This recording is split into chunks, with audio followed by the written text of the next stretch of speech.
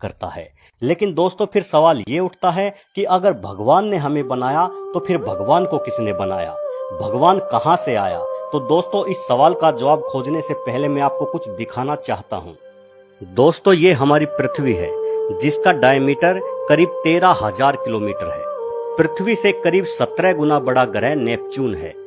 हमारे सौरमंडल का एक और ग्रह शनि हमारी पृथ्वी से करीब 760 गुना बड़ा है। उसके बाद आप बृहस्पति को देखिए, ये हमारे सौरमंडल का सबसे बड़ा ग्रह है। ये इतना बड़ा है कि इसमें एक साथ 1300 पृथ्वी समा सकती है। इसके बाद आता है सूर्य, ये हमारे सौरमंडल का तारा है और इसमें समा सकती हैं 1,30,000 पृथ्वी।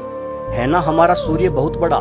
लेकिन अगर आप सूर्य की तुलना सिरियस नामक तारे से करें तो आपको सूर्य भी छोटा दिखाई देगा। लेकिन सिरियस सबसे बड़ा तारा नहीं है, उससे भी बड़ा है पोलक्स। लेकिन ब्रह्मांड में पोलक्स से भी बड़ा तारा मौजूद है आर्कट्रस, परंतु उससे भी बड़ा है एल्डेब्रान, और एल्डेब्रान से भी बड़ा तारा है जिसका नाम राइजल रखा गया है। लेकिन अंत यही नहीं है दोस्तों, राइजल से भी बड़ा तारा जो हाइपर जाइंट की श्रेणी में आता है वो है पिस्टल स्टार, और ये सिलसिला ऐसे ही चलता रहता है।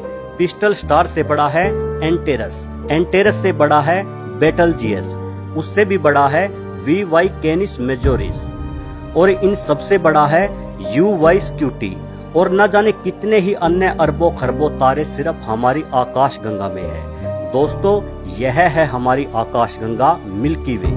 यहाँ से आप देखोगे तो आपको अपनी पृथ्वी लाख गुना जूम करने पर भी दिखाई नहीं देगी। पर दोस्तों अभी बात खत्म नहीं होती, ये तो बस शुरुआत है। ऐसी ही न जाने कितनी ही आकाश गंगाएं जिनमें अरबों खरबों तारे सूर्य ग्रह सब समाये हुए हैं, इन सब से मिलकर बना है हमारा ब्रह्मांड। ये देखिए, ये है हमारा ब्रह्मांड, इतना बड़ा विशाल अथाह, या आप जो भी कहें, आपके शब्द कम पड़ जाएंगे इसकी विशालता और व्यवस्था को बयां करने में। ये है हमारा ब्रह्मांड। खैर दोस्तों अब हम फिर से उसी बात पर आते हैं कि अगर भगवान ने हमें बनाया तो फिर भगवान को किसने बनाया? तो दोस्तों इसका जवाब देना नामुमकिन है, लेकिन फिर भी जवाब बड़ा सीधा है।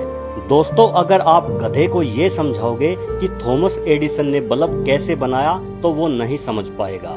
अगर आप गधे को ABCD सिखाओगे तो इन 26 अक्षरों को वो नहीं सीख पाएगा। ठीक वैसे ही इस ब्रह्मांड की विशालता और व्यवस्था के सामने हम गधे हैं।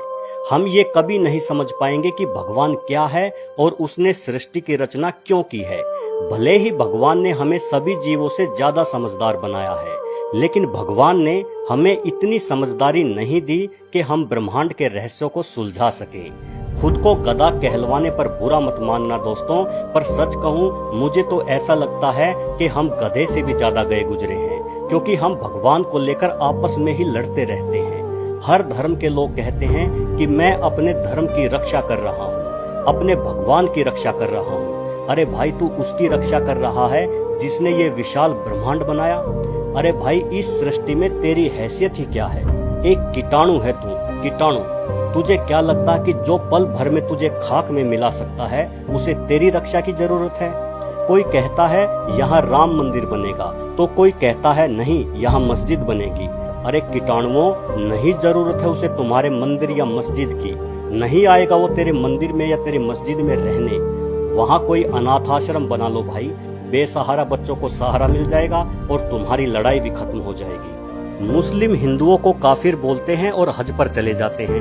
हिंदू अल्लाह को कोसते हैं और कावड़ लेने चले जाते हैं। हद है यार, मतलब हद है। तुम उसी की पूजा करते हो, उसी की फरियाद करते हो और उसी को गालियां भी देते हो। भगवान गॉड अल्लाह वाहेगुरु पता नहीं ये है भी कि नहीं, लेकिन अगर ये हैं तो ये सब अलग अलग नहीं हैं। ये एक ही इकाई के नाम है जो कि तुम लोगों ने रखे हैं। उसने कभी अपना नाम नहीं बताया, तुम लोगों ने ये नाम रखे हैं और फिर उन्हीं नामों को लेकर दंगे करने लग जाते हो और खुद को गधे से ज्यादा समझदार बतलाते हो। भाई भगवान को ना तेरे मंदिर की जरूरत है, ना तेरे मस्जिद की, ना तेरे गुरुद्वारे की, ना तेरे चर्च की। ना उसे तेरी पूजा पाठ की जरूरत है, ना तेरी नमाज की। ना उसे तेरी चद्दर की जरूरत है, ना तेरे चढ़ावे की। उसी की बनाई गंगा का जल तू उसी पर छिड़कता है और उसी की बनाई प्रकृति से फूल तोड़कर उसी पर चढ़ाता है और सोचता है कि अब भगवान खुश हो जाएगा। नहीं भाई, नहीं होगा। बिल्कुल नहीं होगा। वो खुश तब होगा जब तू भगवान की पूजा करके उसी के बनाए मुसलमानों को नहीं कोसेगा, या तू नमाज अदा करके उसी के बनाए हिंदुओं को भी प्यार और सम्मान से देखेगा। वो तब खुश होगा। जब तू उसके हर माने जाने वाले स्वरूप के सामने सर झुकाएगा, वो तब खुश होगा। फिर चाहे वो स्वरूप अल्लाह का हो, चाहे भगवान का हो, चाहे वाहेगुरु का हो, चाहे गॉड का हो, क्योंकि भले ही वो स्वरूप इंसानों की कल्पना हो, लेकिन है तो उस परमात्मा को याद करने का जरिया ही। दोस्तों, जो लोग धर्म के ठेकेदार बने बैठे हैं और मजहब के नाम पर दंगे करते हैं, अगर मेरी इस वीडियो से उनमें से एक का भी हृदय परिवर्तन हो जाए तो मैं समझूंगा कि मेरी इस वीडियो बनाने की मेहनत सफल हो गई।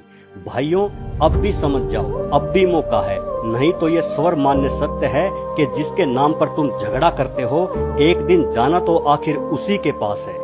कैसे जाओगे, क्या मुंह लेकर जाओगे? याद रखना मेरे भाइयों, उसकी लाठी में आवाज नहीं होती। तुम्हारे महल चौबारे यहीं रह जाएंगे सारे, अकड़ किस बात की प्यारे, अकड़ किस बात की प्यारे, ये सर फिर भी झुकाना है। सजन रे झूठ मत बोलो, खुदा के पास जाना है। न हाथी है न घोड़ा है, वहां पैदल ही जाना है। सजन रे झूठ मत बोलो, खुदा के पास जाना है।